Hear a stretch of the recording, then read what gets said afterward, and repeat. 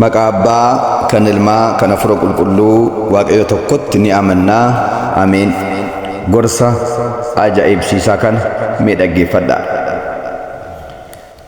Qulqulluun Phaawulos ergaa isaa mucaa hafuuraa isaa Ximotewosiidhaaf erge isa tokkoffaa boqonnaa 6 lakkoofsa 7 irraa kaasee akkas jedha. Namoonni baay'een qarshii argachuudhaaf jedhanii waraansa guddaa of waraananiiru, kiyyoottis galaniiru, amantiirraas badanii du'aniiru jedha. Dhimma kana wajjin kan ol qabatu abbootarraa kan dhaga'e mee tokkoon gorsa cimaa kana isiniif laadhaa mee yaadaan caqasaa. Akkas ture. Namicha amantiitti hin jabaanne tokko simmeetaawwi yookaan miira keessa galee kan deddeebu tokko ture.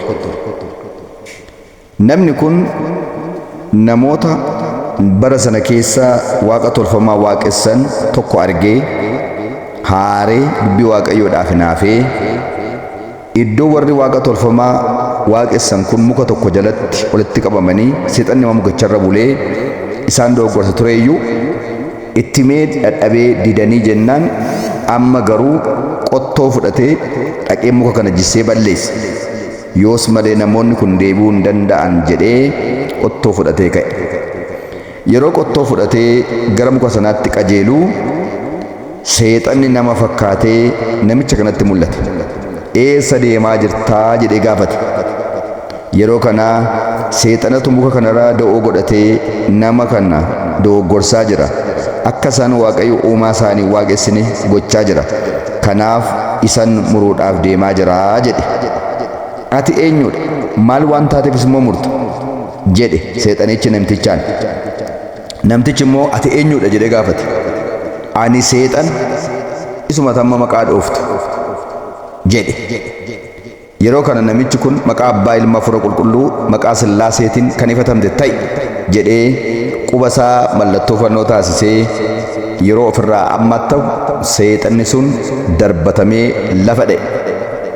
Namtichis muka sana muruu dhiisee jalqaba ndaa'umsi muruun qaba jedhee qottoo isaa fuudhee seexana kana bakka lamatti falaxuudhaaf jedhee irra dhaabate. Yeroo kana namichi kun yeroo inni falaxuudhaaf maqaa waaqayyoon lafaan dha'ee irra dhaabatu seexanni kun jala taa'ee akkas jedhe. Adaraa yaa namichoo mee anaanis hin murin moo kanas hin murin waan tokkoon si badhaasaa ittiin jedhe. Maal la badhaasta jennaan yeroo hundumaa ganama yeroo hirribaa dammaqxu tiraasii kee jala warqeen siif ka'a. Warqee kanaan immoo waan barbaadde nyaattee waan barbaadde gurgurattee waan barbaadde nyaattee waan barbaadde dhuddee waan barbaadde uffattee akka itti jiraattuun si taasisaati. Adaraa na dhiisittiin jedhe. Yommuu kana namichi kun sasila inaaffa dubbii waaqayyoodhaan ka'ee muka sana muruudhaaf ka'e. Seexanni kun akkas jedhee gaafa itti dubbatu yoon dhabee jennaan yoo ganama barii yeroo ribaa kaatu dhabde deebii kottu muka kanas muruu dandeessa anaanis muruu dandeessaa ittiin jedhe. Namichi kun ilaalaagaa akkuma qulqulluun Phaawulos jedhe isinitti hime sila warqee kana birrii kana argachuudhaaf jecha dhiisee galee ganama lafti biroon bariiti laata jedhee lafa akka isheen bareetu eeguu jalqabe. Gaafa lafti bari'u isuma dhugumaa tiraa isaa jalaatii warqee jedhame kanas birrii jalatti argate. Namichi gammadee fudhatee gara magaalaatti ba'ee ittiin nyaatee ittiin dhugee ittiin bashannanaa olee galgala galee rafe. Amma waa'een amantii isa keessaa badeecha. Borga nama isaas kee akkasuma argadha jedhee gaafa dhabu garuu borga nama warqeen sunis hin jiru birriin sun hin jiru. Kan inni jedhe abdachiise garuu yeroo hundumaa ganama tiraasii kee jalaa fudhatta kan jedhu ture. Gaafa jalqabaa laatee fi gaafa lammaffaa hin dhabe. Gaafa dhabu itti haaree qottoo isaa fudhatee egaa seexana bifa namaan mul'ate kanas mukichas muruudhaaf gara mukichaatti qajeele. Yeroo sana amma gaa seexannichis itti mul'ate akkuma kaleessaa itti mul'ate yaa namichu eessaa dhuftee jedhe. Jennaan muka kanas muruuf dhufe. Atis kaleessa maal jettee na abdachiiftee na goyoomsite. Kanaaf sinis muruun dhufee jedhe. Baddiddana humna keessa kamiin na murte jedhee morma namichaa qabee seexanni kun lafatti rukuffise.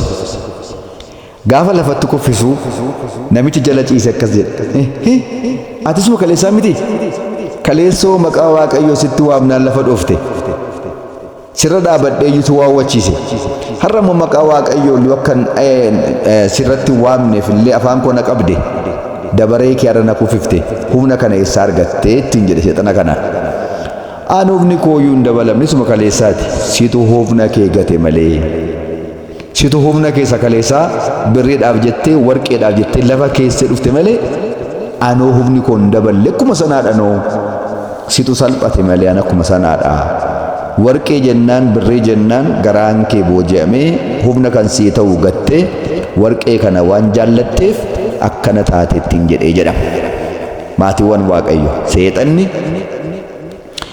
waan nuyi jaallannu waan foo keenya gammachiisu kanaan humna waaqaa nurraa gata humni waaqayyo ayyaanni waaqayyo inni cimaa guddaan sun akka nurraa godaanu taasisa edda humni waaqayyo nurra jiru sun nurraa godaane booda akka saree nu godheetoo nuti taphachuu danda'a ila hubadha kanaaf hin qulqulluun Phaawulos mucaasaa hafuuraa Xiimotewoosin hoggaa gorsu maal jedhee namoonni baay'een birrii argachuudhaaf warqee argachuudhaaf jecheedhe kiyyootti galaniiru waraansa guddaa waraananiiru amantiirraa badaniiru du'aniiru kan jedheef kanaaf Matsaafa Qiddaasee irrattis yaadadha warri warqee jaallatan birrii jaallatan habuqqa'an jedhe hundee badiisaa waan ta'aniif kanaafuu yaa maatiiwwan waaqayyoo asirratti waan hubachuu qabdan ila yeroo faarfannu humna guddaa qabna yeroo lallannu humna guddaa qabna yeroo tsoomnee kadhannu humna guddaatu nurra jira humna guddaa kanaan diina keenya daabiloosiin injifannee jiraanne garuu karaa waaqa irraa jallannee kan daabiloos gaafa dhageenyu garuu humni sun nurraa godaan kun immoo har'a miti abbaa keenya Addaam haadha keenya waan irraa ka'e ilaala yeroo sagalee waaqayyoo dhagaanee jiraachaa turan humna waaqayyoo guutuu sanaan jiraachaa turan sirna sanaan jiraachaa turan gaafa garuu kan daabiloos dhagaan qullaa ta'an ila qullaa kan taaneef kan daabiloos hin dhaga'inaa kan biyya lafaan hin dhaga'inaa tokkos namoonni baay'een warqee argachuudhaaf birrii argachuudhaaf jedhanii kan daabiloos karaa isaarra bu'anii deemanii kan ayyaanni waaqa irraa godaane baay'een kaan silxaanaaf kaan dubartiidhaaf jedhanii kaan biyya lafaa argi dhabiidhaaf jedhanii kanaafuu isinis akkas akka hin taane of eeggadhaa mee akka fakkeenyaatti Yihudaa fakkeenya fudhadhaa Deemaasiin fakkeenya fudhadhaa Saamsooninis fakkeenya fudhadhaa nama kaleessa cimaadha jabaadha jedhamtu kufii argame egaa har'as namoonni baay'een hin jiranii reelaati qeesii jabaan daaqunii jabaan faarfataa jabaan lallabaa jabaan abbaan amantii cimaa jabaa jedhame koree saba kakuu baay'ee ta'e jabaa kan jedhame waama xiqqoo kanaan dogoggoree humni waaqa irraa godaanii duwwaa ta'e gaagura kanniisi keessa godaante ta'e kan kufee